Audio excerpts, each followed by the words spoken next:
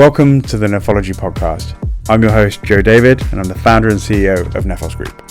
On this podcast, we talk to founders, innovators, disruptors, and entrepreneurs from all across the globe who are building in Web3, technology, and finance.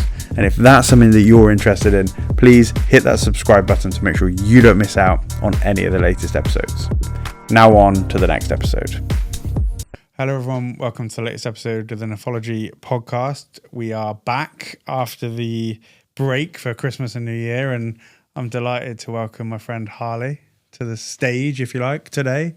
Harly, how are you? Good. What about yourself? I'm good, thank you. You've literally just got back in the country a few days ago, I understand, right? Yes, I did. Japan travels. Japan, nice. Yeah. How was that? Good. Lots of foods, lots of culture, spend lots of money. So, Is it expensive there? it depends on your hobbies. Okay. It can be. Okay. But yeah. I've never been. Okay. You recommend? Highly recommend. What about for families? Yeah, definitely. Families, easy to travel, etc. Nice. You have a lot of fun. Yeah. How long you were there? 5 weeks. 5 weeks. Wow. Yeah. Nice. Yeah. And got back on the weekend, I guess, because we're now Tuesday, so I guess got back on the weekend. Nice. Well, thank you for making me one of the first, I guess, live performances. Of course. of the year. So yeah, I mean, I'm actually surprised we haven't done this sooner than now, but we are now here, thankfully. So yeah, maybe we can start with, obviously I know who you are very well, but maybe we can start with who you are and kind of what brings you here, if you like, today. Yeah. So my name's Harly Zappino. I'm the managing partner at Neolegal.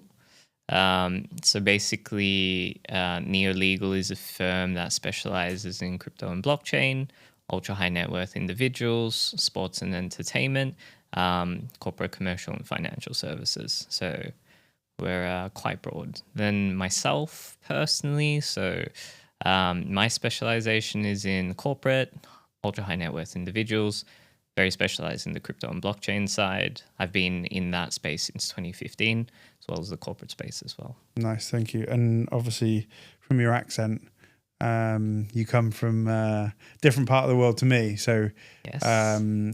You started out in Australia? Correct. So Australian lawyer to begin with.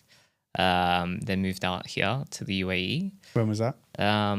So I've set up the firm. The firm's been set up about 3 years now. Okay. But it was 6 months between Australia and Dubai. And now I've finally, last year, moved to Dubai permanently. Full time. Yeah. Nice. And maybe tell us a little bit about your background in Australia and what you were doing in the law firm there, because that was similar, I believe, but also a much bigger firm in terms of what your offering was. So I guess it was a different, I guess that was your entry to the world, I guess, in that sense. But maybe tell us a bit about that side and then how that then brought you out to Dubai. Yep. So basically we had another firm in Australia, was also called Neolegal.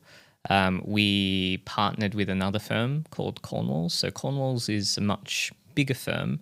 They were based in, they set up in the 1900s. They're about 200 lawyers strong.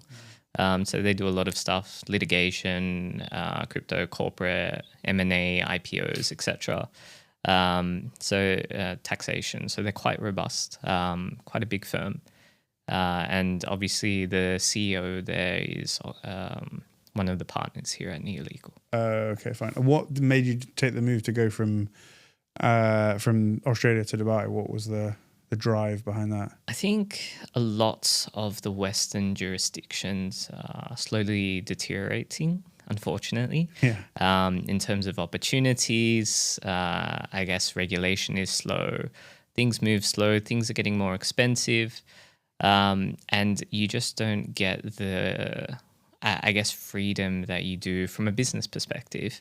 Let's say in Australia. So for example, meeting ultra high net worth individuals would be much harder in Australia than it would be to do in Dubai. So the people that you meet are a completely different caliber here, and the opportunity to meet them as well. So I think Western jurisdictions, including Australia, is just they're not on the right trajectory in terms of growth. And I think the Middle East, UAE, even Asia to an extent, are on the growth trajectory. So I guess success, there's a few things to take into consideration. Is one of them is where you're based. Yeah.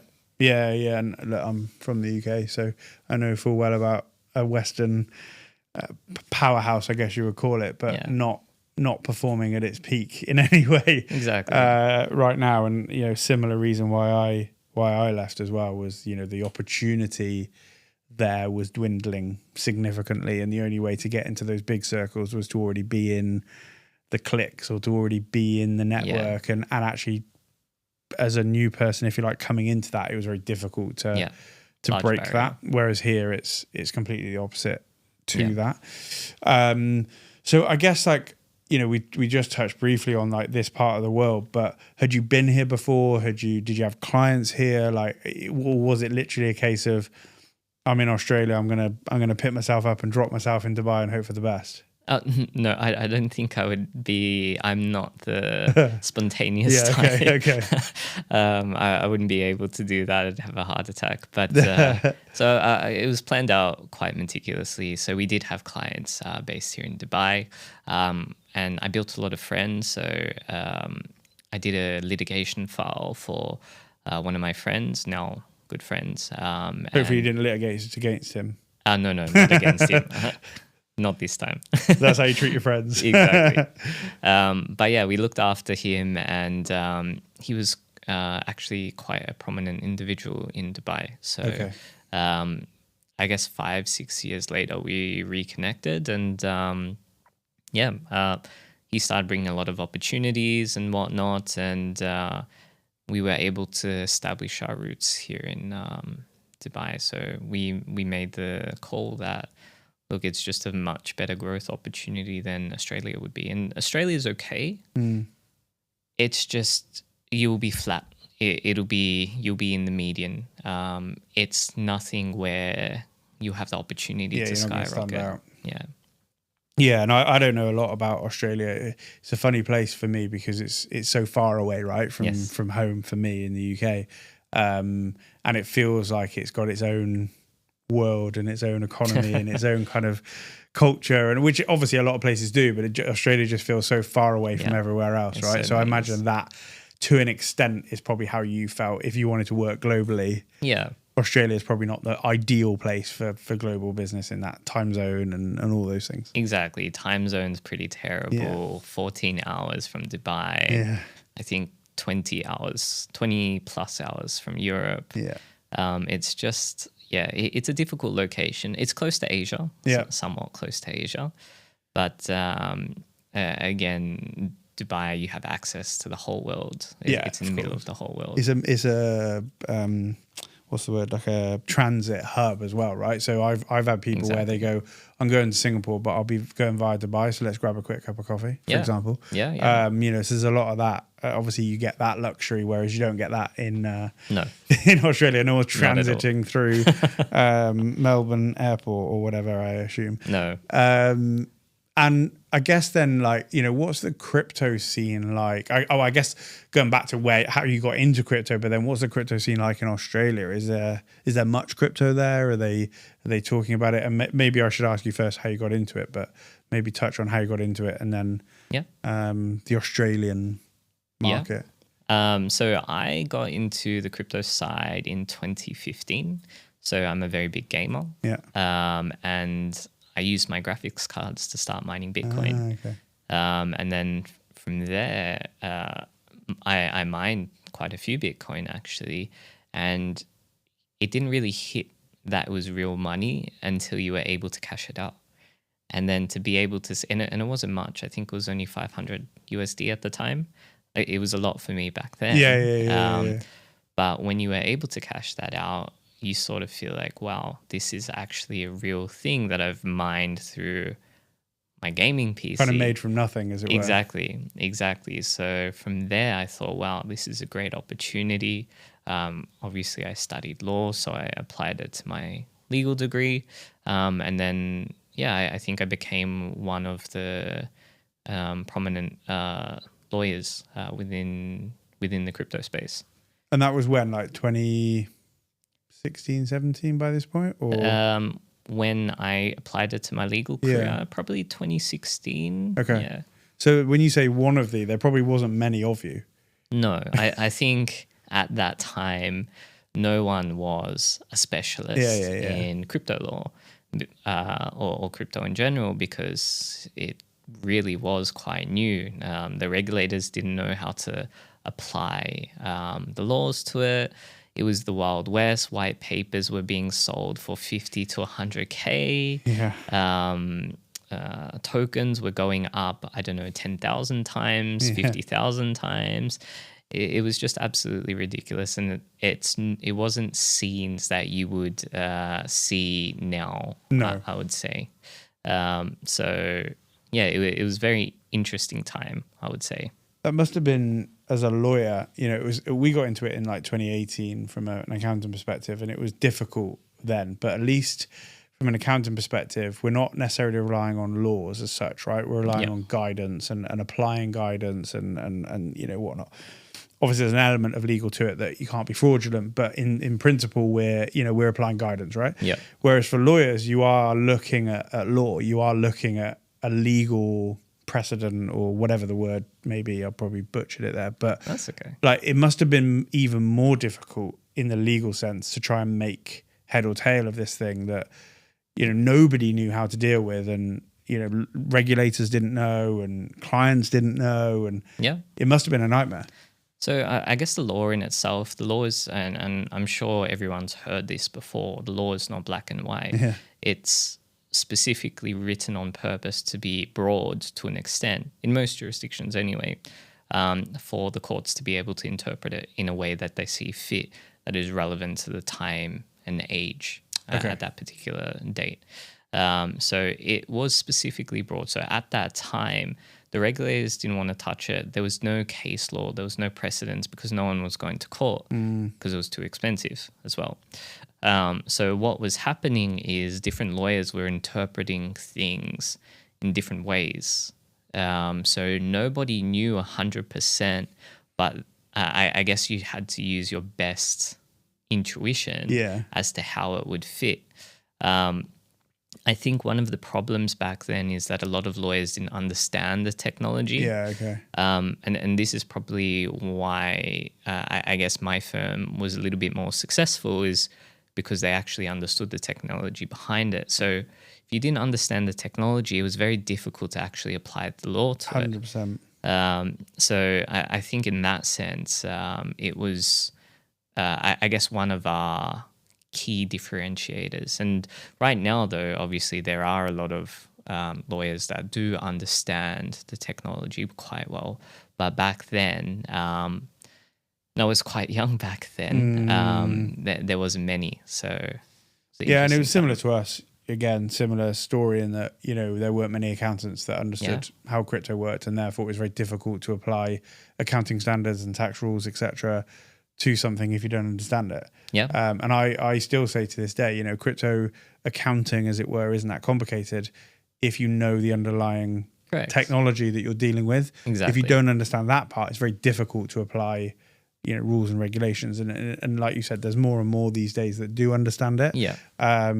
But back then it was very difficult. 100%. I think one instance of that I've noticed with accountants is a lot of accountants still don't know how to apply USDT or USDC to someone's books. And they're scared to touch it.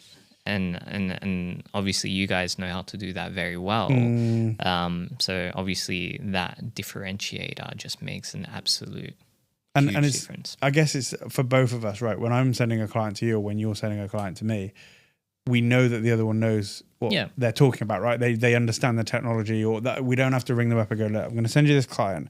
Here's the background. Now, don't worry about this bit, but just think of it like, you don't have to explain it. Correct. You just go, what Harly, chat to them, or Joe, chat to them. And then that they'll understand what's going on, and they'll be able to apply whatever needs. So I totally agree. It makes life significantly easier for the client as well, because they know that the professionals that they're working with really understand. Correct. And I said that to someone this morning, that the difference for us is we don't just say we understand it, we genuinely do. Like, Exactly. We actually enjoy understanding the underlying technology of what's going on, or the underlying transactions or whatever. Yeah. Which is a very different to a lot of cases where it's probably the same for you, right? When you're working with some clients, you don't necessarily like the business. And by that, what I mean is, let's say it's a builder. You don't necessarily enjoy understanding how a builder works, right?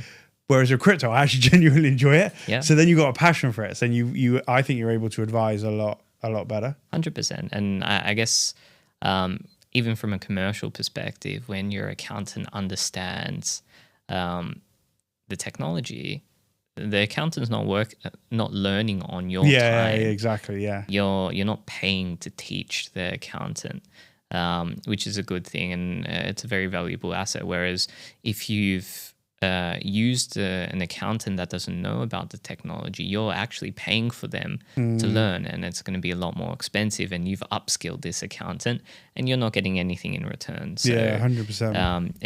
It's a very important, I think, differentiator. Yeah, agreed.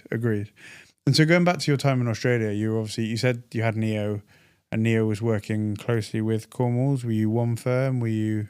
So we were separate firms at the start, and now we've merged into. So we're all under Cornwalls now. Okay, nice. And they then said to you, or you said to them, look, I think Dubai's a market for this, and you made the decision jointly to then say, let's start a Dubai-based firm. Exactly. So you still have the full backing of a huge firm, but you have the independence of being able to operate on your own terms, as it were, I guess. The best of both worlds, I would say. Yeah. So I'm sure most people know, but a small firm is able to scale and operate a lot faster, a lot more conveniently, and a lot more efficient, especially with technology and whatnot as well. So, yeah, like you said, we get the best of both worlds, having that large firm with the processes and procedures behind us, but also being able to move fast, move efficiently, and sort of work with the clients instead of being that lawyer in the suit that's just like, this is what it is, black and white. Yeah, which is, again, why it works well with us, because we're the same from an accounting perspective, Exactly. So the client's going to get the same kind of treatment, relationship, as it were, on both sides.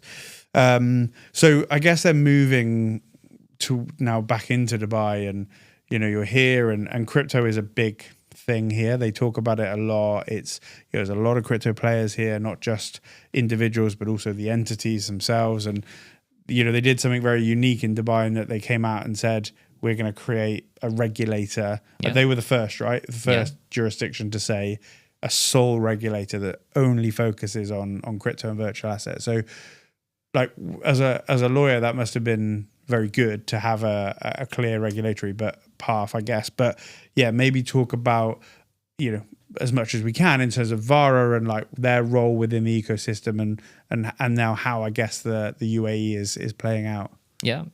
So I guess VARA is one of the regulators for cryptocurrency and blockchain related services and products. They're Dubai based. Then you have Abu Dhabi, more so ADGM that regulates. They're free zone based, obviously within the territory of the Emirate of Abu Dhabi. And then you have ESCA, which is the federal regulator. Out of the three, VARA is definitely the most advanced. So Abu Dhabi or ADGM, they have their legislation and whatnot. And I wouldn't say they're extremely far behind, but they are a little bit further behind in terms of how progressive they are. So VARA has come out with very progressive and meaningful pieces of legislation. So for example, their Category 1 tokenization, which is basically your RWA's real-world assets. There's one other jurisdiction, Level 1 Malaysia, that did the STOs, but that's just a very small, I guess, jurisdiction that doesn't have much weight, whereas VARA in the UAE, you do have a lot of weight. So having that progressive framework where you can tokenize real-world assets is obviously absolutely amazing, and it's where the space should have been really 5 to 6 years ago, because the application of blockchain technology, this is what it's for, is being able to, I guess, trade data and whatever that data represents ownership to in a fast, compliant, 24-hour manner. I think that's how things need to be, and VARA is taking a very strong first step to actually allowing this sort of thing, and they're really good. So I've spoken to the chief legal officer and a few other heads at VARA, and they're quite progressive as well. They're when I speak to regulators in Australia, they're very conservative and scared. And whilst VARA is conservative, they're actually very open to new products, new ideas, and they're actually actively thinking about how this can be implemented within the UAE. And this is why UAE has the advantage, is because they have this forward-thinking regime, whereas, again, Western jurisdictions, back to the deterioration, there is no forward-thinking regime. It's backward-thinking. So and like you say, they're not willing to take risk, and by that I don't mean a risk that is planned or whatever. Like, they look at it meticulously, but if it's a new industry, they're willing to look at it, or if it's a new type of technology, they're willing to look at it and understand how can we regulate this, or how can we have oversight on this. It's not a case of going, I have no idea what that is, so let's just forget about that and move on. Let's just say no and worry about it another time when someone else comes. It's very much a case of going, no, hang on a second, how can we find the answer? Correct. And it may not be that they can sometimes. It may be quite difficult sometimes to find the answer in the short term anyway, but at least they'll try. And so how, I guess, for those that don't know, how do the regulators, in inverted commas, mix together? So in other words, you've got ESCA, like you say, that's a federal UAE-wide regulator, whereas VARA is solely Dubai. And even when you say solely Dubai, it doesn't cover DIFC, which is the DFSA, is that right? Yes. So, and again, they came out, I think, with some crypto regs recently. So how does this all fit together when you're advising a client? How it must be, as much as there's clarity there must be a bit of a minefield, right? To understand who fits where and how and who. Of course. I guess there's a few things to take into consideration. And generally, when you present this to a client, you give them all the options and see what fits best with them. So again, I would say the main jurisdiction where most people go to is Dubai. So that's already got the one up. But in terms of comparison, so again, ADGM, Abu Dhabi, that's its own jurisdiction. Binance has just moved there as well. I'm guessing for some large amount of money or investment. So yeah, that's a good question. So Binance have got a regulation in the UAE. Yes. But that's under ADGM. Yes. So they're not registered under VARA. They were registered under VARA and they've moved over. So can they still operate in Dubai? Yes. Because of the oversight of Abu Dhabi and... Yes. And is that similar though on the other side? Could a VARA regulated company operate in Abu Dhabi? If they have both licenses. Okay, so they'd have to get both. But I don't think it's very common. Okay. It's not common at all, actually. So I don't think there is many or any other than Binance that have, I guess, the licenses in both jurisdictions. And I guess one of the reasons is it's quite expensive to operate a license. VARA and ADGM, they're sort of competing against each other.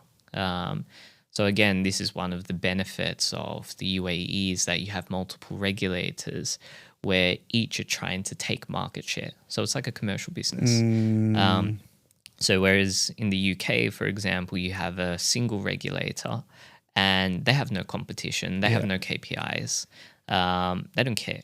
Yeah, they're much more, what's the word, like, they have no, like you say, commercial or entrepreneurial kind of benefit or reason to, I say get a deal done. I don't mean flout the rules, but in other words, like, look at how can we do that deal, because it doesn't matter if they say no, because nobody else is going to say yes. Exactly. Whereas here, if VARA said no, then ADGM might say yes, and then they lose a big market.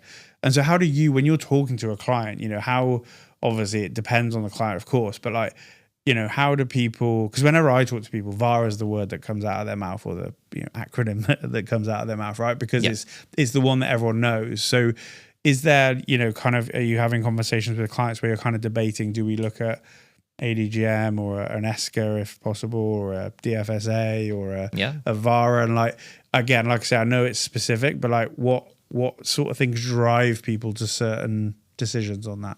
Okay. So ESCA is absolutely, it's amazing because it's federal. Okay. Right? So it's very important. And then you've got the central bank. I was going to say the central bank, I guess, come into this. For other payment-related services and payment token services. But let's just use ESCA for the moment.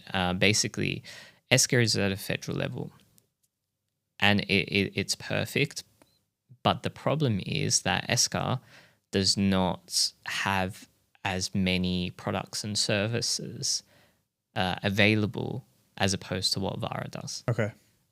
So it's a very big distinguishing factor. Also, VARA has very clear framework. I'm sure ESCA will get there eventually, but they're not there yet because obviously they're regulating a lot of other things as well, and not just cryptocurrency and blockchain technology. Then you've got, let's say, ADGM in their little bubble sort of thing. So I think ADGM, people take into consideration ADGM because there are funds and capital there. Okay. So there are quite a few companies that have received investment from Abu Dhabi-based entities. And because of that, really, they're pushed to set up in Abu Dhabi. Were Binance one of them? Yes. Yeah. I don't want to confirm because, but most I think likely, that was in the news, wasn't it? Though that Binance received funding from investment. Correct. So and that I'm quite sure, not 100%. No. They moved to Abu Dhabi for that reason.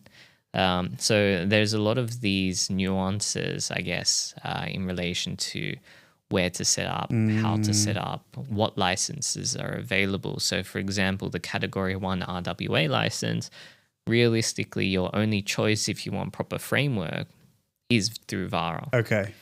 Exchanges, broker-dealers, etc. You do have, like OTCs, you do have multiple options. Yeah, okay.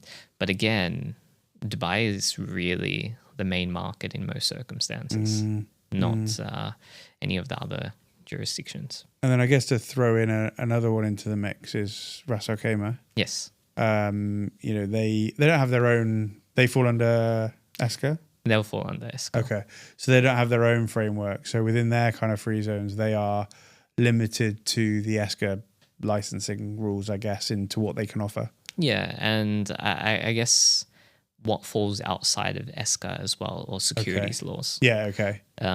So I believe that they had a previous DAO framework, which went outside of the federal security laws, and that's why they were able to release that and capitalize on that. But yeah, so Ras Al Khaimah, unfortunately, there is no free zone that has a financial service license, I would say, or dedicated regulator. Like a DIFC or... Correct. DIFC, ADGM.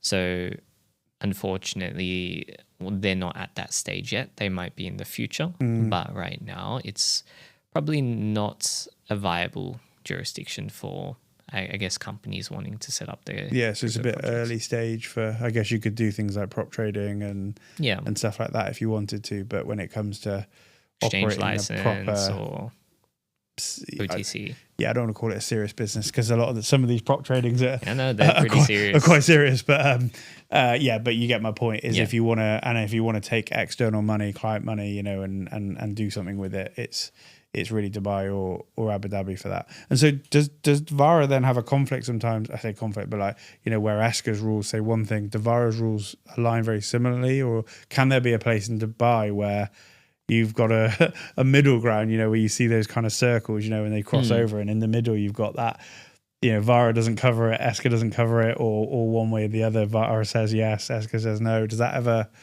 kind of happen, or are they constantly talking to try and avoid that? So I don't think there's a conflict between VARA and ESCA, because I'm quite sure that ESCA delegated their powers to VARA, and that's what has given them the regulatory power to, I guess, provide crypto-relevant rules and regulations. So between ESCA and VARA specifically, there's not really any clash. However, ESCA or VARA and central bank, there are clashes at times, because there are things that are, I guess, in the grey area that hasn't been fleshed out by either side. And when you have two regulators, I guess, regulating on similar concepts, there's always going to be overlap. So, for example, the distinction between what is a payment, what is considered a payment, and what is a crypto payment. So VARA obviously has their transfer and settlement license, and they have their OTC, but obviously central bank completely regulates payments. So I guess there is a bit of a grey area there specifically. There's ways to do it. For example, getting an OTC, let's say through VARA, and then a separate payments license through central bank. However, it's not all-in-one. It's not like you get VARA and you automatically get payments. Exactly. And I guess on that point around payments, because one thing that's been around for a little while now that I don't know how much you can say or whatnot, but is around this kind of rule that came out where payments were only, again, I'll be butchering the rule here, but payments are only allowed in regulated tokens to be classed as payment. So, does that, like, take USDC, for example, that doesn't have a license here, unless I'm wrong, you can't pay and receive in USDC in the UAE? Yes. So pursuant to central banks' rules and regulations, you can only take payments for goods and services in regulated payment tokens. So most of the time, at the moment, I don't think there's any USD-based regulated payment tokens. There are only AED-based that have been released. So technically, you should not be able to take payment for goods and services in USDT or USDC. Which is a crazy thing to say for a crypto-friendly jurisdiction. When that's how the crypto world operates, and some projects don't have fiat. They only have crypto. In fact, we have a mutual client that we've worked on before that exactly that. They don't have any fiat methodology of payment, if you like. So how, like, do you feel that's something that is a slight, not misstep, that's not the right phrase, but like it's something that they should look at because it's not pursuant to a positive crypto-friendly jurisdiction, or like, how do you, and are they enforcing that? Like, are they really going to, a little shot around the corner that's accepted some USDC and saying, you've broken the law here, and what's the enforcement? Do you know what I mean? Like, where's your thoughts on that? So I see both sides of the story. So one side of the story is that the AED or the dirham is the national currency, and if USDC or USDT, if everything is settled in USDT, USDC, then that creates large problems for the central bank in itself, I guess, for the country as a whole. So I guess from their perspective, it's a way to protect the national currency, the dirham. However, I don't think that's probably a perfect mechanism. The second side is that for, I guess, businesses and whatnot, proper trade and commerce is not available if they can only accept, I guess, these payment tokens. However, the flip side is that the central bank has allowed for anyone to apply to be a payment token. And I don't think USDT or USDC have applied, nor do I think they have any intention to apply. So that's the problem there. So is the onus on the, like, is it USDT, for example, Tether? Yes. That have the issue, or is it let's say you and I transact as business to business and I send you USDT, are we in trouble in inverted commas as businesses transacting in it? Yeah. Or is it that USDT is in trouble because it's being like, because then how do you? It would be the business. Yeah. Okay. So the businesses accepting USDT will be the ones that face penalties as opposed to the provider. Yeah, exactly. So obviously the provider can't control where their tokens go. So it's not their problem. However, if we could, I would love to push USDT and USDC to apply and get licensed by the central bank. But I just don't think that's going to happen. Yeah, that's really interesting, isn't it? And yeah, if we were lucky enough to have the executives of Tether and Circle watching us, please do apply in the UAE and help us out here. But it just doesn't. It's a really difficult like kind of concept, if you like, for a crypto hub to have, that the two largest stable coins within crypto that, pretty much everything transacts through, to not be allowed to use that as a methodology of payment. It doesn't feel like it sits well with that crypto hub mentality, right? So of course, the alternative is that a service provider creates a product which instantly converts for us in some way or another that facilitates back into our bank accounts. Really, that's a solution, a seamless solution, but it's just unfortunately not available at this point in time. Yeah, it's interesting. And then I guess the other side to the legal side of crypto here is then custody, right? Yes. So what are you seeing in that space? Is there, because there was a few kind of custody providers, I think, that were ADGM registered, and there's a couple, I think, in VARA, but it seems like a space that's died down a little bit. But I think some of these licenses require you to have a regulated custodian and things like this, right? So how are you seeing the custody market here? Custody, I think custody is quite strong. You do have a few players that are dominating the market. So Fireblocks, BitGo, those are what most, I guess, service providers use. So I guess those are the main ones that have been licensed. So I think the distinction here under VARA's rules is that if you provide custody as a service, you need a separate specific license. However, if you're an exchange and custody is ancillary to the service, you don't need to apply for a separate custody license. So a lot of these people are, I guess, or a lot of these entities, they don't need a custody license because there's something else. It's I've got some USDT on my platform because I'm going to buy something. Yes. Versus I'm storing it here for safekeeping, I guess. Yes. So custody, holding it for customers specifically for safekeeping. Yeah, is different to I've got it there because at some point I'm going to use that 1,000 USDT to buy some Ethereum or whatever. And so those ones don't need a specific custody license. Interesting.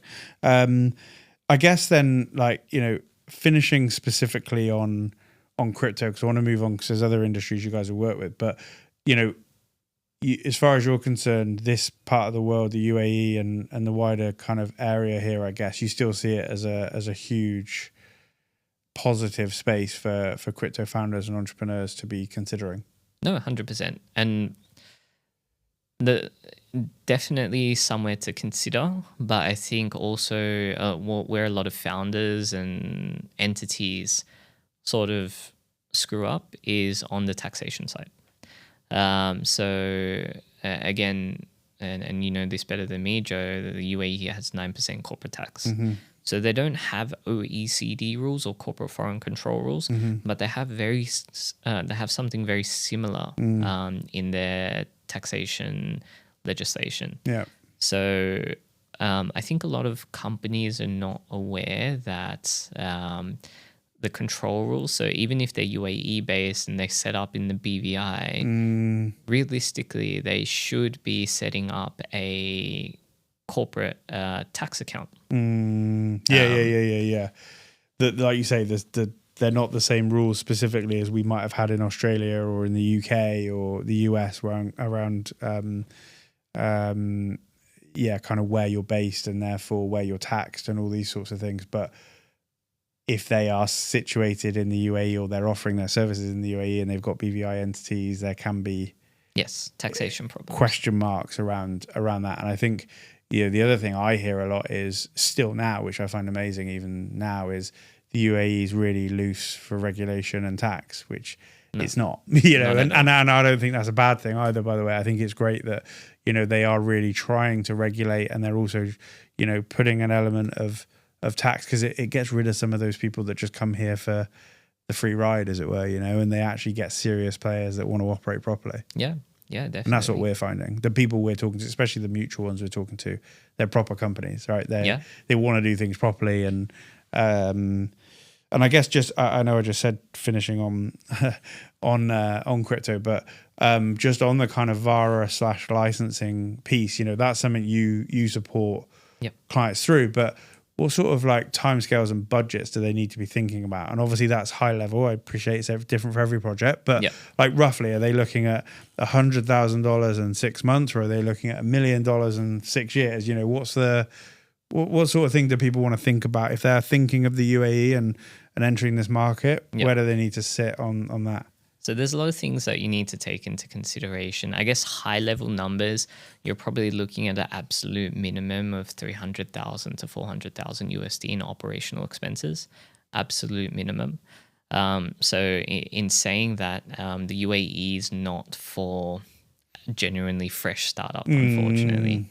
Unless you get funding or investment or whatnot, but you can't set up shop with $50,000. No. And timescale wise, you're probably looking at 6 to 12 months, even depending on the activity. Sometimes even 18 months for the newer activities. 6 months is, I guess, one of the lower numbers. You're probably, I would be looking at the higher scale of that as opposed to the lower scale. Okay. I would say it is possible within the 6 month period, but a lot of companies are not 100% ready. There's still a lot of things to work through when we go through the license application. So I'd say a perfect company with absolutely everything, we can run it through within 6 months. But 99% of companies are not 100% ready. And I think we've had these cases mutually, but even when they've been licensed elsewhere, UK, US, whatever, doesn't mean anything. Doesn't mean they're ready. Yes. For what they want here and what they need here. So correct. So like you say, 12 months minimum, and really in reality, and probably 3 to 500k in cash, which again, it's not just the 3 to 500k you need, it's the fact that you can't do business for 12, 18 months. Correct. So there's also that time period, but you still need to be paying certain people. You still need to have certain people on the payroll. You still, or at least ready to go. Office space, MLRO, your general manager. There's obviously the VARA fees, legal fees, accounting fees, finance fees. There are a lot of things involved that you need to get ready pre-licensing. So 100%. It's not for the faint-hearted. Exactly. Great. So like crypto for me, obviously, as you know, is a big part of what we do. But you guys also work in sports, which is also a big passion of mine. You work in the ultra high net worth space. I would say that's a passion of mine, but I'm not there yet to know. But I'm assuming it will be. But you also do like esports and gaming, as gaming's a passion for you. So like those other industries, this part of the world is somewhere you think is kind of positive for those other industries as well? What are you seeing? We've talked a lot about crypto specifically. What are you seeing in those other kind of spaces as well? So I'll probably start with the sports market. So sports market is only growing here. I see a lot of individuals from a lot of different locations. Basically, they're moving here and they're taking their sports entities with them. So there's football, there's paddle, badminton, etc. There's a lot of sports that you can't play here in the summer, but there are a lot of sports that you can play indoors. And I think Dubai, especially with the lifestyle and culture, everyone is or wants to be somewhat athletic, or they want to be outside, they want to be playing something. Otherwise, you're stuck inside. So I think sports becoming very big here, specifically, and it's just getting bigger and bigger. So if you see the local sports clubs, the football clubs like Al Ain and whatnot, they're really expanding and growing, and they have a large backing behind them as well. Are you surprised though that I'm a big football fan. Are you surprised that they haven't done what Saudi have done in terms of, really investing in their pro league and really bringing in some of that top talent? Because they could do if they wanted to. Like, they've got the money to. Like, the country effectively owns one of the biggest clubs in the UK and probably one of the biggest in the world in Man City, right? So the resource is there. The pulling power is there in terms of a brand, in terms of owning. I was watching a thing about Saudi and how Newcastle United Football Club, who the Saudis bought, was a big pillar in their thing because it gave them a staple British football club. I wouldn't say I'm a Man United fan, but I wouldn't say that Man City are a staple British football club, but they are, they are a big name now. And, so are you surprised they haven't done more, or you think there's some stuff behind the scenes that may see them? I'm not surprised that it's not on the same level as Saudi. I think there's a lot to build. So Saudi, obviously, they don't have a drinking culture. So they don't have a lot of the entertainment that they have here in the UAE. So here in the UAE, you can go to bars, clubs, stuff like that. People are very occupied in that scene, the luxury scene and whatnot. Saudi, and obviously we're all expats as well, most of us, 85% or something along those lines. Saudi, obviously, they have a large local population. That local population, their entertainment. What is their entertainment? It's esports, it's sports. It's, I guess, other recreational activities as well. So I guess to separate, UAE is probably a lot more diluted than what Saudi is. But I think it's getting there. I can see a lot of the clubs, the local clubs, they're building and they're putting serious thought behind how they can build the league. So I think it will get there eventually, but it won't be as progressive as Saudi, unfortunately. Yeah, they're not going to go and buy a Ronaldo or a Messi or a what have you. Although I did see one of the League One clubs here have just signed Mario Balotelli. Yes. Who's a pretty big name, talking to Man City, he used to play for Man City. And there was another player as well that was a big name that I saw. It was Al Ittihad, which is also strange because there's a few clubs here that have the same name as clubs in Saudi. Like, we've got Al Nassr here and Al Nassr in Saudi. And but yeah, there was a couple of decent, and I was also, my son trains in Jebel Ali. And they've just built a huge new facility there. And like Jesse Lingard was a former Man United player. He was training there, and they want to bring a lot of warm weather, I guess. And we got Rio Ferdinand here, and speaking highly of Dubai. So I guess, like you say, it may not be as big splash. Let's go and get Ronaldo, but it might be a more longer kind of game to build things up. I think so. And I think especially the people from the UK, a lot of people from the UK and Europe and whatnot, they're migrating here. So one of their passions is football, for example, and they're going to want to see more football. And when that demand is there and when the numbers are there, then that's when they're going to start ramping things up quite aggressively. And have you seen any other sports? Obviously, paddle's quite a big sport, but that's generally quite big around the world these days as well. But paddle's a big one. Any other sports that are coming up here that you've seen? I'd probably... So the basketball leagues and whatnot hasn't been sufficiently established yet, but I think that there's a big market for that here as well. Especially with the big Filipino culture and whatnot. I think if you do have a good basketball league here, then you'll see a lot of the Filipino population attending and whatnot. So they've invested quite a lot in the Dubai Basketball Club from what I've seen, and which is interesting. And then I guess on the other sectors we just talked about, esports, gaming, again, Saudi seems to be leading on that side of it. Yep.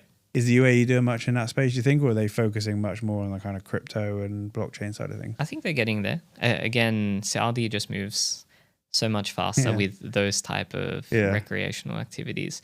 But we are getting there. So if you see that there's a big emergence in anime, there's a big emergence in gaming and whatnot, especially the kids, etc. So I think that there will be a strong market for that. So there's a few big players here in the UAE, like Nexon, who ran MapleStory. They're one of the biggest game developers. They have a small crypto player as well. So there are people moving here, and obviously the tax benefits are more preferential than Saudi as well, and the lifestyle and the ecosystem. So you'll see a lot of people moving here as opposed to Saudi. So Saudi is playing with their existing population. But UAE is pulling population from elsewhere. I guess one thing on that though, which is interesting, is we had a guy we were talking to, and they did quite a few game development stuff in the UK, and the UK actually has a fairly favorable tax regime for game development. And so that's interesting because they don't have that specifically here in a sense, right? Although the main rate of corporate tax is lower, they don't have any incentives at the moment around game development or R&D or those. So that'll be interesting with the tax code. Obviously, you've got to start somewhere and build up, obviously, but it'd be interesting if they bring in some kind of nuances, if you like, around some of these different things to attract, development. And it's not a case of tax free, it's more a case of tax incentives, if you know what I mean. 100%. So, if you build and you grow and you operate here, then we'll give you some incentive to do that. It's not a case of just come here and operate for free.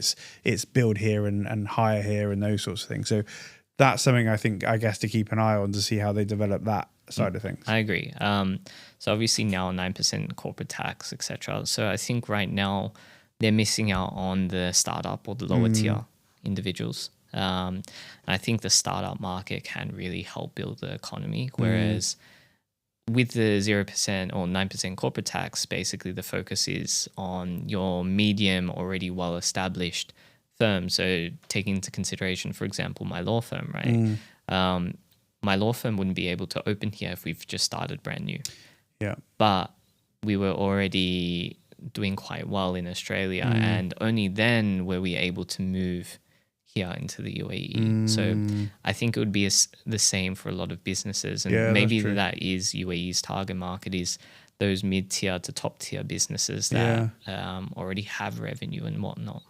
There's nothing wrong with that, right? Because it does take an element of the risk away. Because you're not investing in a load of startups that could fail and whatnot. You're actually saying, no, you can come here and we want you to come here, but you need to have some substance behind you. You need to have a bit more than just you're a startup. And, same for me, we already had an established business in the UK, and it was very much a case of worst case scenario when we come here. If we do nothing here, I can run the UK business from here. And we've still got income coming in, and it was probably the same, for you. So, I guess kind of coming to the close, because I'm sure the same as you, we could sit here all day and just talk about these things. But, I guess, where do you see, two questions in one here, where do you see the future of the UAE? Like what are you seeing as kind of emerging, and then what's the next steps for you and Neo? So I think the future of the UAE, it's in a few different areas in itself. I think although the UAE as a whole, I see UAE as Singapore 20 years ago. So I think it's just going to grow and grow and grow. Obviously, there's no taxation now and income tax. So take advantage of it while you can. But I don't think it's going to last forever. No. At one point in time, the economy is going to grow so high that that income tax will need to be implemented. So right now, it's in the growth stage. And if you come here to the UAE within the growth stage, you have a much better chance to succeed than what you would in a country that is in their stagnation stage. And opportunity. Then exactly, I guess the word. Yeah, to put it simply, it's just opportunity. And then for Neo, you guys. So basically, growing the firm, a much bigger firm, expanding our target markets, etc. So We have a strong presence in the Chinese market, and we're moving into that Chinese market now. Is that operating in China, or is that bringing Chinese people to the UAE? Mixture of both. Bringing them into the UAE. Interesting. Yeah. So I think the Chinese market is it grows every economy, and it's in every economy. So helping them actually build here in the UAE, I think it's a no-brainer.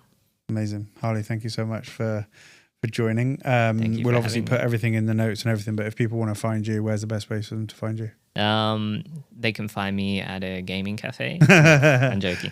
So you can find us at our office in Media City, or you can always just reach out to Joe, and Joe will put us in touch. Indeed. Thank you so much for coming. Good to see you. And Thanks for having me. See you soon. See you soon.